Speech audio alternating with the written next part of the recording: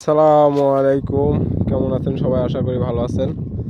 তো এই যে এই জিনিসটা দেখেন, এটা আপনারা অনেকেই চিনেন, অনেকেই অনেক কিউরিওসিটি আছে এটার বিষয়ে। এটা হলো মরিয়ম ফুল। আমরা সচরাচর যে মরিয়ম ফুল নামে চিনি সেটা, কিন্তু আসলে এটা কোনো ফল না, এটা হলো একটা উদ্ভিদ। ঠিক আছে, মরিয়ম জাতে মানে মরিয়ম গাছ বলে অথবা যেটা বলে আর কি।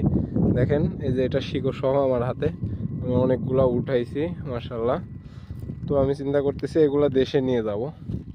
আল্লাহ যদি আমাকে সহি সালামতে দেশে নেওয়ায়, তো দেশে নিয়ে যাবো ইনশাল্লাহ।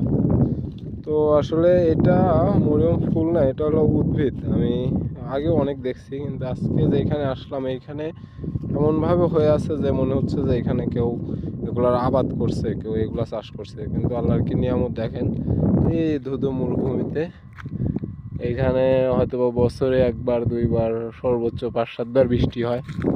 এর ভিতরেও দেখেন আল্লাহর কি কিয়ামত, আল্লাহর কি কুদরত, এটা তো অস্বীকার করা যায় না। দেখেন এইখানেও হয়ে আছে এই ফুলটা।